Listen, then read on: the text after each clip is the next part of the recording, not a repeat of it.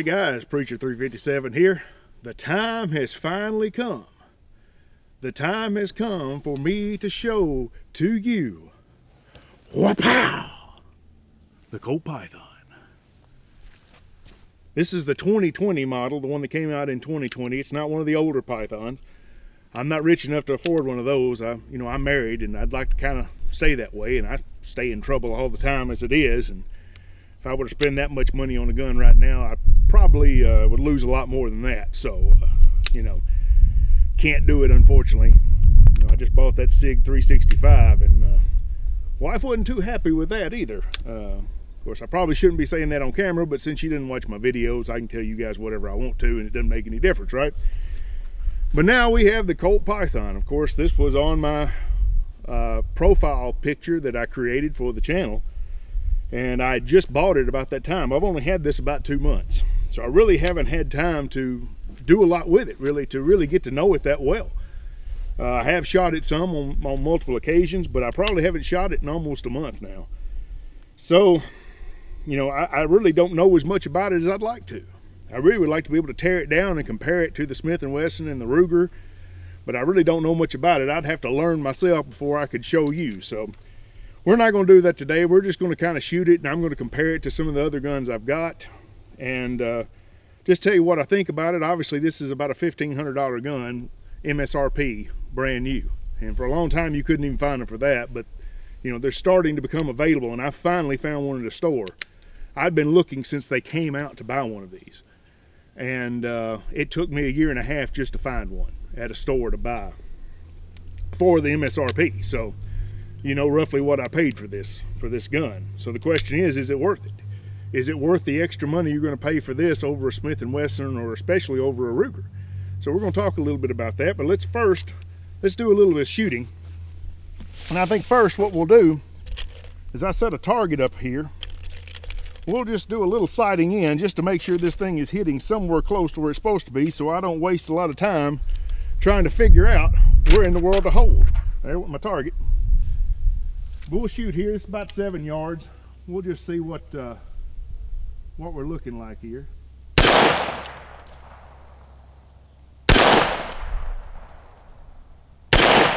Yeah, that was me pulling that one. There we go.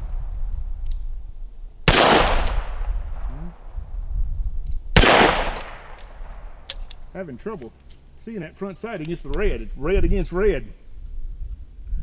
Well, not too bad. It looks like it's fairly well centered. I pulled that one to the left there. I felt that one when I pulled the trigger.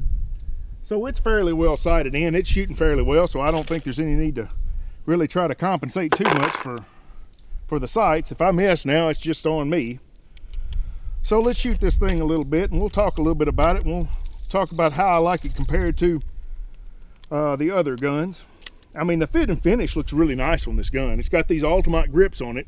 The only thing I can say about the Ultimate grips is the same thing I'll say about the ones they put on the Smith & Wessons. They're not wide enough. They're really skinny. The original Python grips, even though I don't have an original Python, I have seen quite a few of them and held them, are a much bigger grip. They feel your hand better, and that's better for Magnums. You can feel the Magnums. It doesn't kill you with this, but you can feel the Magnums. Now, the 44 Magnum, I've got a 44 Magnum that I put Ultimates on, and that thing will wear your hand out because it's so thin. It really needs more width in there to really fill your palm up, so it doesn't just concentrate that recoil right into the web of your hand. But we're going to shoot some 38 specials here first, and we'll just see if I can hit anything at all. We'll just go over here and shoot a few of these plates. I forgot to paint these targets after the last shots, and the 2 little ones are wrapped around. Maybe here in a minute I'll go and unwrap them. So far so good. It's shooting fairly well. Looks like I hit everything I was aiming at. One thing you'll notice, this is a 6-shooter, even though it's the same size as the Smith & Wesson 686 roughly, and it's the same size as a Ruger GP100 roughly. This only shoots 6. Now my Ruger has 6, but Ruger has since come out with a 7-shot, and Smith & Wesson's had a 7-shot for years in this frame size. But Colt, decided to just go with the 6-shooter, just like their old ones, and that's fine. This is really not a gun that I'm using for defense. It's not something I'm going to carry. It's just strictly for range. It's just strictly something that I enjoy. This is the 4-inch barrel. I say 4 inch, it's actually 4.25, I believe. A lot of your firearms now are going to a 4.25 inch barrel because there are places such as Canada, I believe, and maybe even some states that require you to have over a 4-inch barrel in order to sell a firearm. And so they've went to a 4.25 inch barrel in a lot of these cases. And I think Smith has done the same thing with their newer models as well. So I'll call this the 4-inch barrel. I'm going to keep calling it a 4-inch barrel, but it's actually 4.25 inches. They've just announced they're going to have a 3-inch barrel as well, but be perfectly honest, I've never liked the 3-inch or the snub nose barrels in the Pythons. They just look funny to me. That rib on top, how big the barrel is, it just looks strange when you cut it down beyond, you know, smaller than a 4-inch to me. Some people love them, you know, they're collectible and people are clamoring for them and all excited they're releasing this 3-inch again, but I like a Smith & Wesson in 3-inch, I like a Ruger in 3-inch, but the Python just does not look right in 3 inches to me. So I'm not even interested in that one. You know, a 6-inch would be fine as well. You know, a 6-inch barrel on a smaller revolver looks kind of strange, but this one is beefy enough and big enough that a 6-inch barrel looks really good on this one. And of course it gives you that extra sight radius. It'll give you a little extra velocity. If you're wanting a range toy, the 6-inch might be the way to go. If you're actually wanting to carry it, I think the 4-inch is probably your better bet. If you're wanting to carry inside the waistband or something, so you're wanting a snub nose, I don't think this is the gun to go with anyway. It's heavy. I think it's even heavier than the Smith & Wessons, but I'll have to look up the actual weights because I'm not sure what the weights are on this. But let's try to shoot a little bit more and see what happens. Let's see if I can hit anything else here. We'll go double action. It's got a nice... It really does.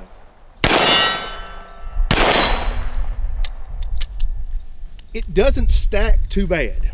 It does stack a little bit, as the Ruger does. It gets a little heavier as you get further back, which I don't particularly like. It's got a different type of pull than the Smith & Wesson. It feels more like the Ruger. If I had to compare the two, I would say it's very Ruger-like, or the Ruger is very Colt-like. Maybe that's the better way to put it, since Colt's a much older company. But it reminds me a lot of that GP100 trigger that I've got. Fairly light, lighter than the Smith & Wesson, but it's a different type of pull, and it doesn't feel as crisp. That's the thing about the Smith & Wesson. When it gets back to the rear and it's ready to break, when it breaks, it's just like glass. I mean, it's so crisp. And I don't feel this one is quite as crisp as the Smith & Wesson, even though it's a lighter trigger.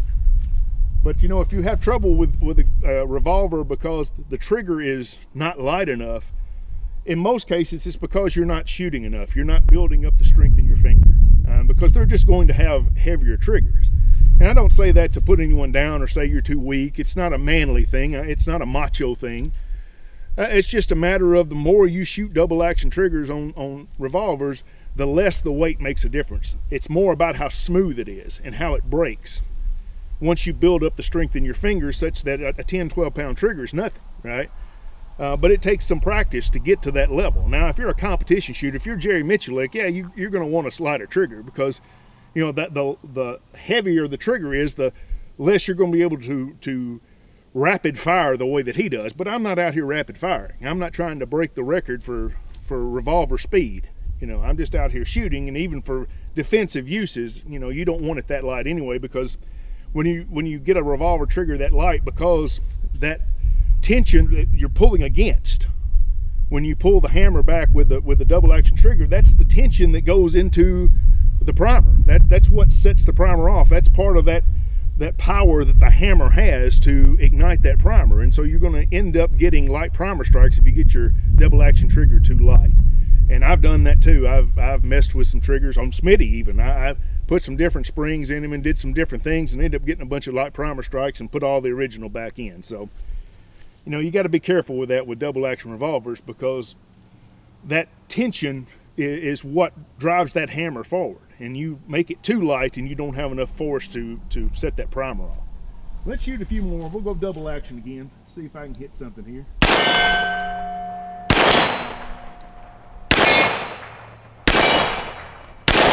Oh, everyone missed. I think you can see I'm hitting with this a whole lot better than I was that Model 13 though. These adjustable sights on here, it's a much better sight picture, easier to see. And that's just part of being an adjustable sight revolver in this system. You know, the Model 13, the Model 65, those are designed with very minimal sights for carry. I mean, they're a duty type of gun. You know, they're designed for something different than the range. I'm gonna throw a few Magnums down the pipe here, just so you can see some of the heavier hitting bullets here. You see how the recoil is with this gun, which is fairly good. You know, this gun's pretty heavy, so you're not looking at a lot of recoil really just beating you up in a revolver this size. You know, you go with a snub nose, you get more, but it's not too bad. But with these grips, you still feel it a little bit because they're just so thin. But let's go ahead and shoot a little bit more here. Go out to that one at 35, see if I can hit that rascal. Well, I grazed him, I think. Well, I don't know where I'm going. Apparently I've got a different point of impact with these, and I don't know where. Do I need to go higher? No. Do I need to go lower? I have no idea where these are going. I'm going to have to see on the paper here where these Magnums are going, because it's apparently a different hole.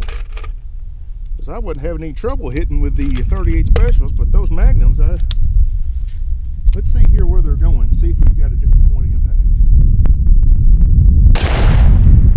Well,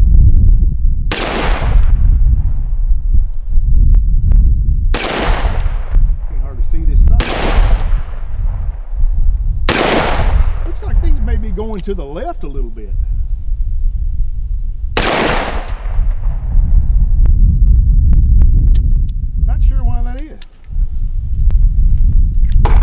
But if that's the case, let's try a little Kentucky windage. Well, you know what, that sight looks like it is drifted over. Look, just a little bit. That may be part of it. Yeah, she's drifted over to the left a little bit, so that's probably what it is. The recoil or something has moved that sight over a little bit. So let me hold over to the right a little bit and just see if that helps me hit over here. No. There it goes. Still nothing. Well, yeah, I'm having to hold to the right, just trying to figure out how much to the right to hit. See that flinch? That was a good flinch, wasn't it? That don't help either when you flinch. But I'm gonna need to adjust that sight. So let me take just a second to do that.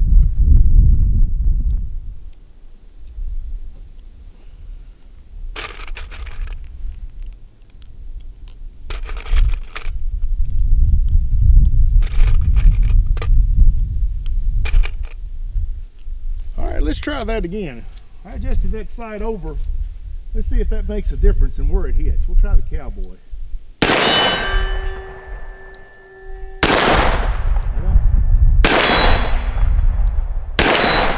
Yeah, it seems to be a little better now. Yeah. Still missed that one. Maybe adjust it back just a hair. I think I may have it over a little too far.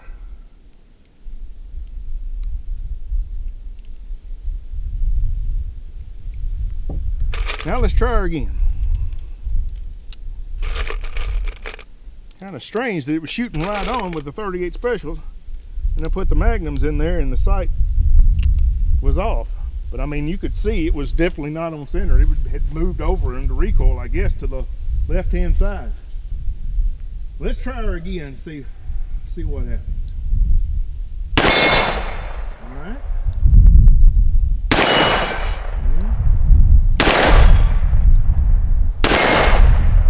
Yeah, that's it. I got her back on target. Apparently it just wasn't tight or something, and under recoil it slipped over on me. We'd expect better than that from a Colt, but well, I missed that one, didn't I?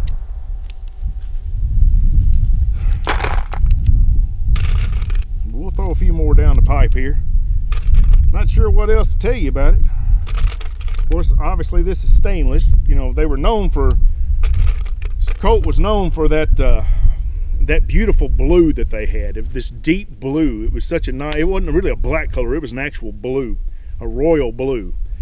And a lot of people really wish they would do that again, that we had that royal blue in these, and I don't know that they're planning on doing it. The stainless are beautiful as well, obviously.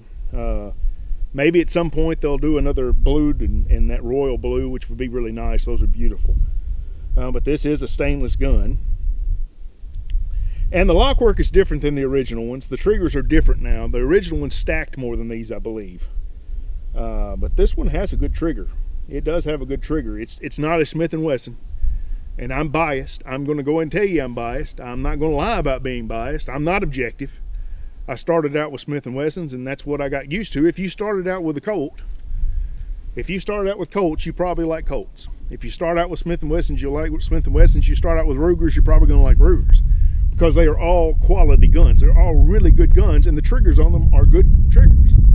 So it's really a matter of what you really like. And I tend to just like the Smith & Wessons.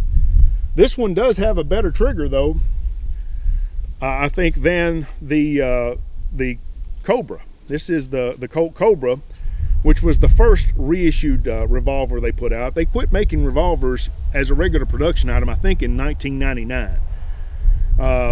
And so I never had a Colt. I was old enough back then to buy one. I was just too broke way back then. I'm just about too broke now. But I was really too broke back then. I was barely able to keep a roof over my head and keep food in my mouth, even though I was fat. I don't know how that happened, but that's the way it was. But I always wanted them. I just didn't have any money back then. But this is the one they came out with first. I want to say it was around 2015 or 2016 when this came out. I may be wrong.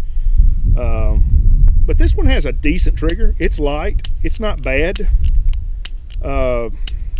But there is more stacking. You can see it comes back right there, and the hammer's pretty much all the way back, but it just creeps a little more. It just keeps on going, and it gets a little heavier there at the end. The Python's a little better than this one, but this is a good trigger too. There's nothing wrong with this trigger. This is a nice little revolver, but a little snub nose, just a 38 special. This is not the King Cobra. The King Cobras are made in 357. This is just the regular Cobra. I may pick up a King Cobra at some point, but at this moment I don't have one yet. I wouldn't mind having a 3-inch King Cobra. I think that would be a really nice gun. But anyway, I think we're ready to shoot this one. We got some more 357s in here. Let's see if I can hit this plate down here again.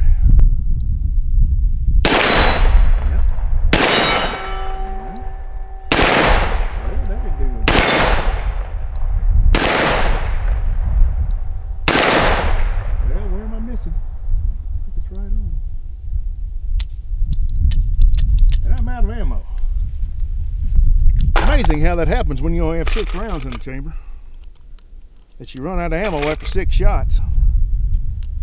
Somebody have to explain the math to me of that. That's hard to fathom. I mean, I wouldn't know. I was only a math major up through like my junior year of college, so that's a little bit higher than I got to, But anyway, let's see if I can hit this one again. Yeah.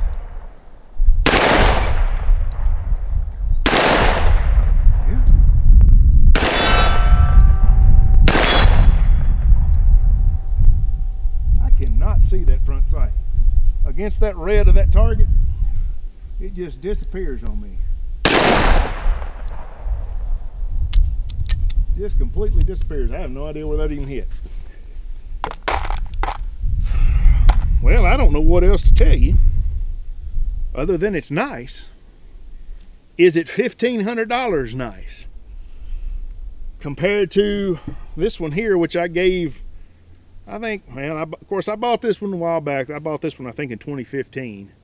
This Smith & Wesson 686. Gives you an extra round. And it was only $900. And even now, they're probably not but $1,000. So, $1,000 versus $1,500 versus probably $700 or $800 for this one. I didn't even give that much. I got this one probably 4 years ago from a place that was going out of business, and I got this one and the Colt Cobra, I think, at the same time for $1,100 for both of them. So I got a steal. I walked away with this one as a steal. But even now, $700, $800 probably for the Ruger, $900 or $1,000 for the Smith & Wesson. But you're looking at $1,500 for the Colt. So is it worth that? Well, if you want a Colt, it is, right? And that's the long and the short of it. If you want a Colt Python, you want one that looks like this, a beautiful revolver, which it is. It's an absolutely beautiful revolver. You know, then yeah, it's worth it. If it's what makes you happy. From a practical standpoint, is this better than this one? Nope. Go ahead and tell you. It's not better. I don't think it's better in any shape, form, or fashion. Now, I know this one has the dreaded lock on it that people call Hillary holes or whatever other stupid names they give it. You know, but that doesn't change anything. This still works. If you don't like that hole on it, they make little plugs you can put in there and take the lock out if that's what you want to do.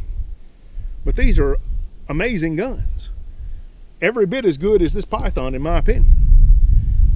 Is the finish quite as good? Maybe not. But the thing about the Smith & Wesson is the cylinder turns the correct way. The Colts are all backwards. These things turn the wrong direction. And instead of pushing the cylinder latch, you got to pull it. I mean, that's all kinds of messed up, right?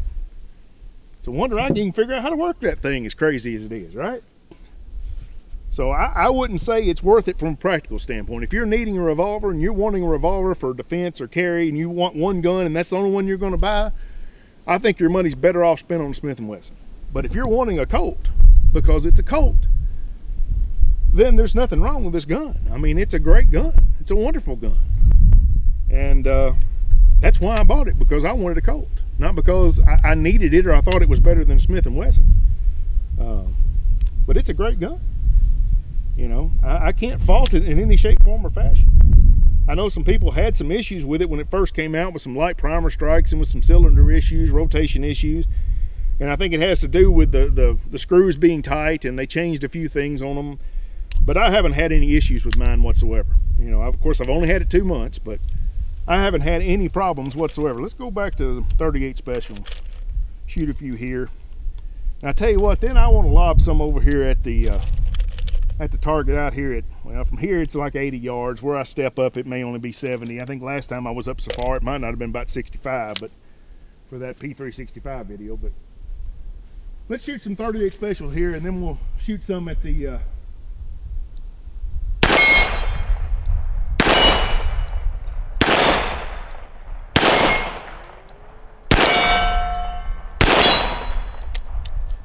now you can't beat that. I hit every single one of them. You know, if you hit every one of them, that's the best place to stop. I can't ever stand to stop on a miss. So we'll quit over here on that, and now we'll throw a few over here and see if we can't hit this rifle plate out here at 70 yards or whatever it's going to be. As I said, it's a rifle plate, and it's a 1/2 inch thick AR-500 steel. It's a 12-inch round. So all right, guys, I got 6 38 Specials loaded up first. We're going to shoot with 38 Special, and then we're going to go to our 357 Magnum. Got 6 rounds of that, and we'll see if I can hit any of these whatsoever. And I'm actually going to be shooting from a little bit further back now. So I mean, from right here, it's about 80 yards. As I move the camera back a little bit, but I'm going to step up just a little bit, and we'll say it's going to be about 75. So let's give her a shot and see if I can find the range on this. That was way over to the left. I didn't even see that one. I didn't see that one either. Let me bring it down a little bit. I think that was in front of it. Right beside it. Didn't see that one.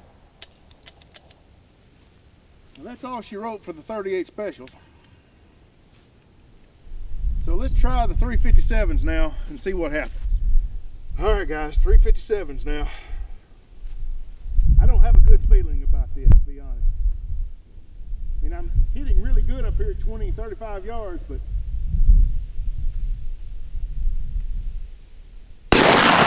seems to be having trouble out here. There's one.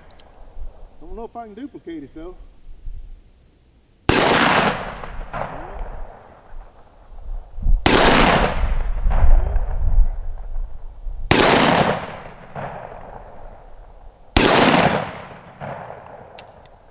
Well, I got her once. That'll just have to do.